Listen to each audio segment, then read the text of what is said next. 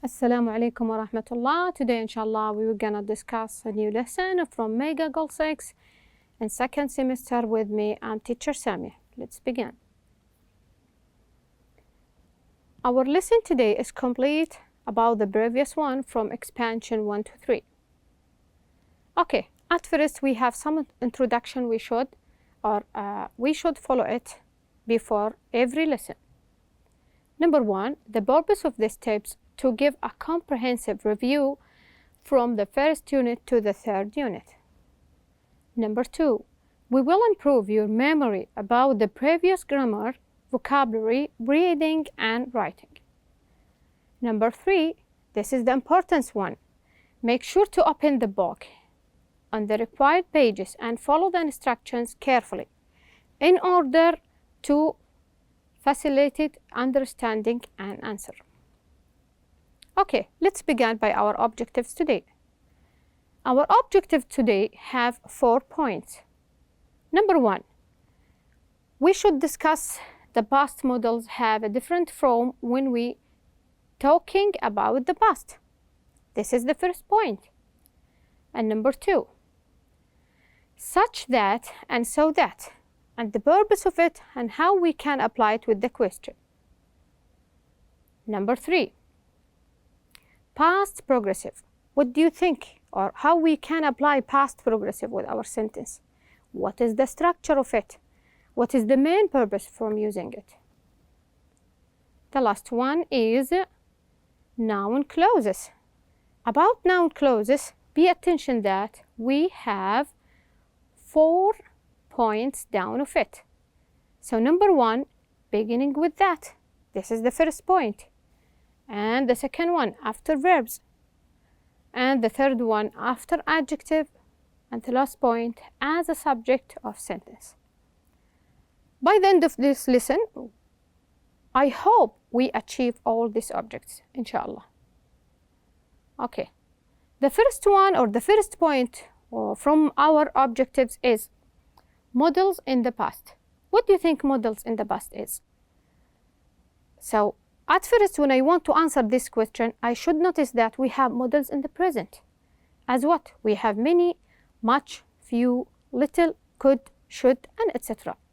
But when I want to applying it in the past tense, how can I apply it? What is the structure of it? In which time are you using it? So we can use this past models with the situation that happened in the past. Okay, let me check together. For example, we have may have, might have. So may have and might have is the same grade, followed by past participle. Pay attention that I'm talking about the past situation. So when I want to using may have or might have, I should follow it with the past participle. This is the usage of it. I used to suggest uncertainty or possibility about the past. So these two models, when I use it, which means that I want to give a suggestion about possibility in the past. Okay? Let me take an example about it. For example, when I say, I lost my cell phone. I lost my cell phone. I may have left it at school. So I'm not sure absolutely 100% that I'm losing it or lost it in my class or school. So I may have left it, maybe there or maybe not. I may have left it at school. This is number one. Is it making sense to you that when we want to use may have or might have, we should follow it by the past participle? So what is the past participle of this sentence? It is the word left. It is the word left. Okay, what is the second situation from these models in the past? We have could have. Also, when we want to using it, we should follow it by past participle. And what is the usage of it? It's used in 2 ways. So could have plus past participle, we can use it in 2 ways. Number one, for or to talk about the past with uncertainty. This is the first situation about it. Number two, when I want to talk about an option in the past that was not taken, already that option happened in the past but not taken. I can use could have plus past participle. Okay, let we apply it with an example. Okay, look at the example. For example, do you think I could have left my cell phone at your house? So they're using this sentence as a question. And from the question, we notice that the could here, or the purpose for it, followed by have and past participle, have two situations. When I want to talk, for example, he want to tell us that he maybe or could have asked the other person that he forgot or his cell phone at the house, and the other things that show us that this option, it doesn't happen already, or it didn't happen already in the past.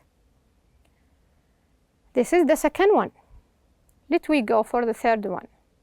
Okay, after we discussed may have, might have, and could have, the third one is must have. We notice that all these models in the past, we should follow it by past participle. So left until now, we want to see what happened with the must. We used for drawing conclusions about the past. If I want to make a conclusions about something happened in the past, with using the past models, I should use that must have. Then I followed the models by past participle. Let me give an example.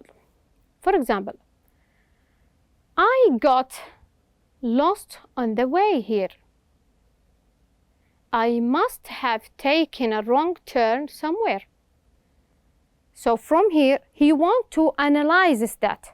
After he lost or she lost the way, what happened? I must or she must or he must taken a wrong turn somewhere, which means that this is the conclusion after that reason happened in the first part. So must have applied also with past participle. What is the past participle inside the sentence? Taken. We apply must have followed by past participle. This is the third one. The fourth one is should have, also followed by past participle. Okay, let me check what is the usage of it. We used to talk about mistakes made in the past. So they specified this should with these mistakes. I can use it with my mistakes, must or could or may or might. They analyze that should, we can use it with my mistakes or your mistakes. If you do any mistakes, you should use the past models should. But no, I want to notice you that if that happened in the past, we should using should. So they give it to us, the important thing that all this situation happened in the past. Okay, what is the example of it? For example, when I say, you should have apologized for your mistakes.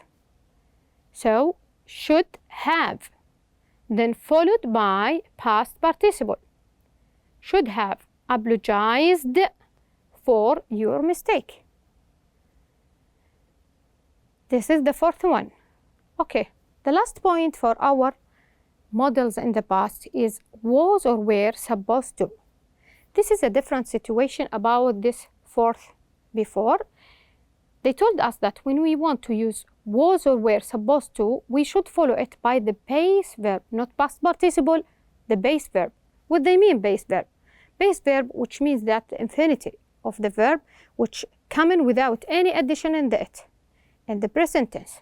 Okay, use the express that an expected action didn't happen. What is the use of it? When I want to express that an expected action didn't happen, not that happen, they told us that this is the main things that this action didn't happen. Okay, look at the example. For example, where were you last night? They're asking you, where were you last night? What is the answer for it? You were supposed to help me with my essay. So this is where. I'm using where because I have you. So you were. He, she, it was. followed by was, and the other one we followed it by were. So we were supposed to help me with my essay. Notice that the base verb here is help. We can say help, write, sleep, eat, etc. But the important thing that we should bring it in the base verb. Okay, this is the conclusion for our lesson today. The second part we will talking about is such that or so that. What do you think such that or so that is it, and how we can using it?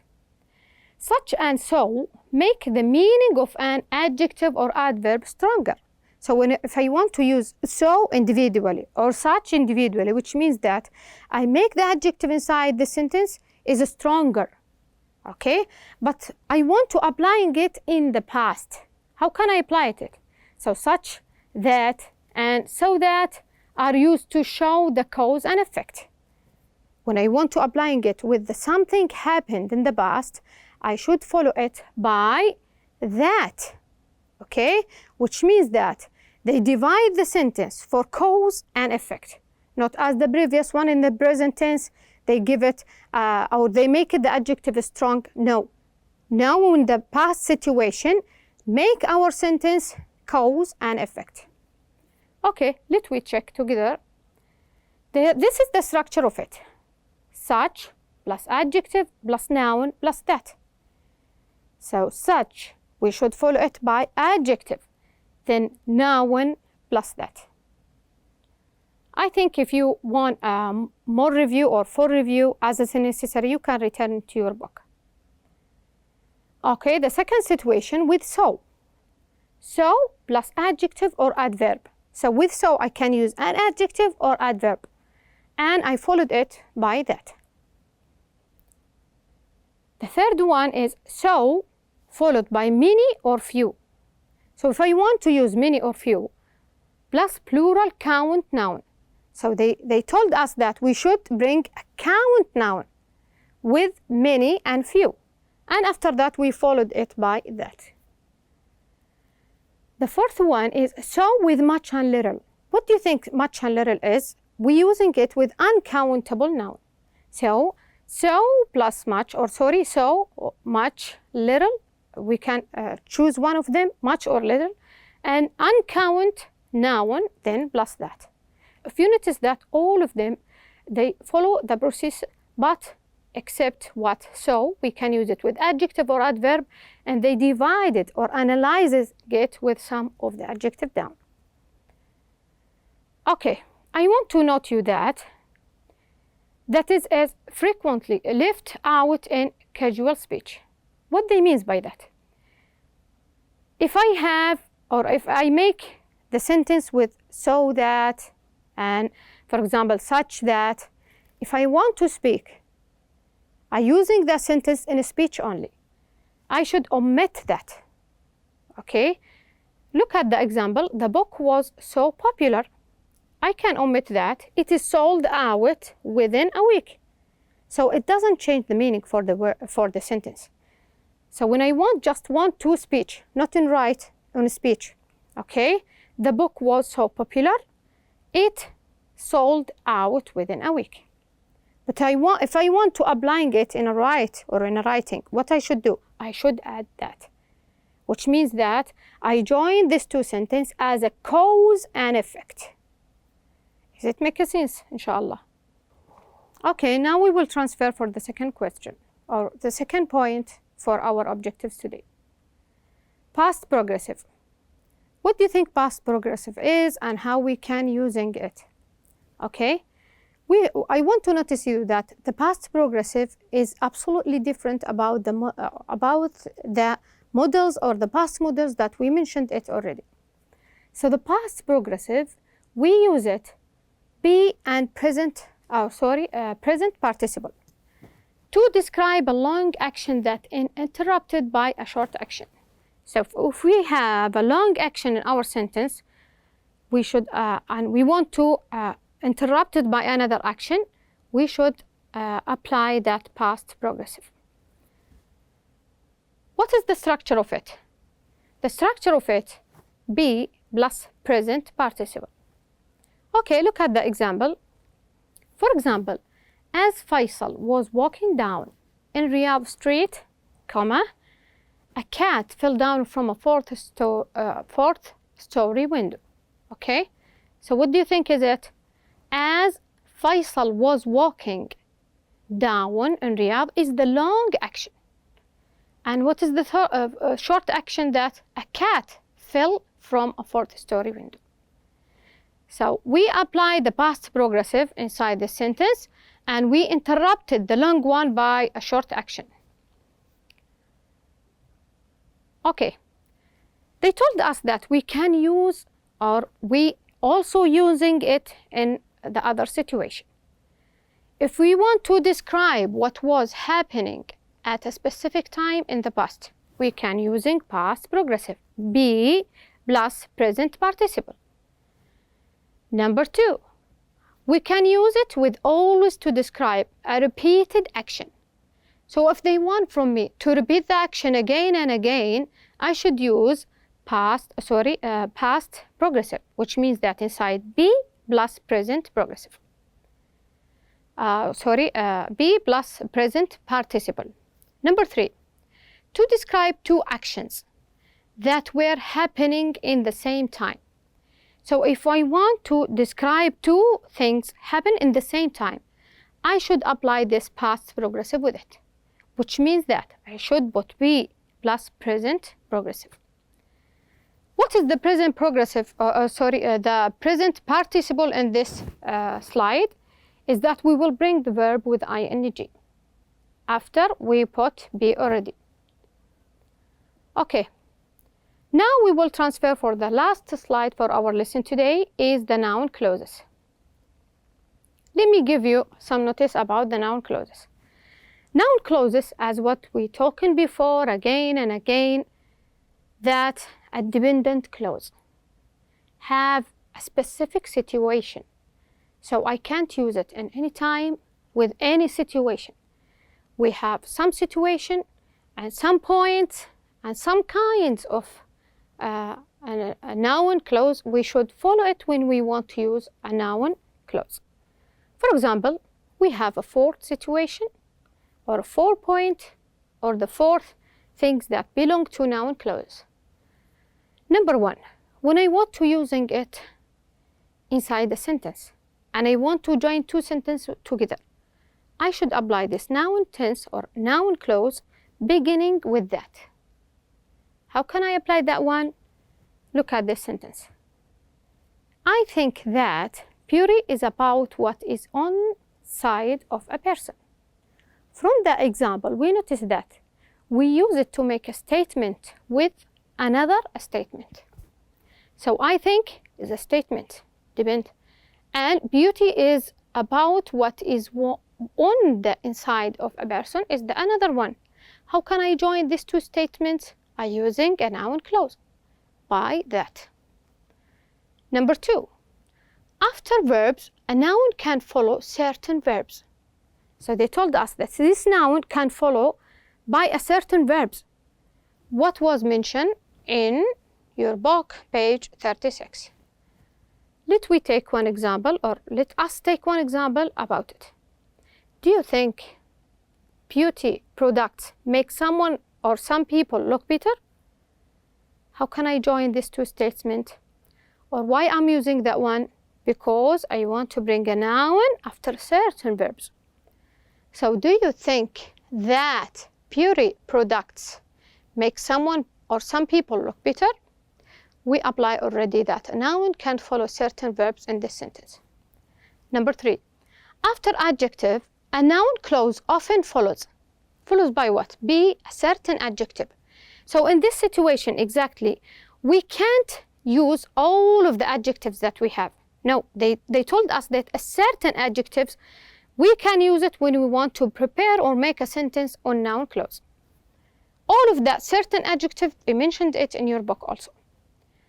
For example, she doesn't seem to be aware. Okay, the second part, her dress is no longer in style.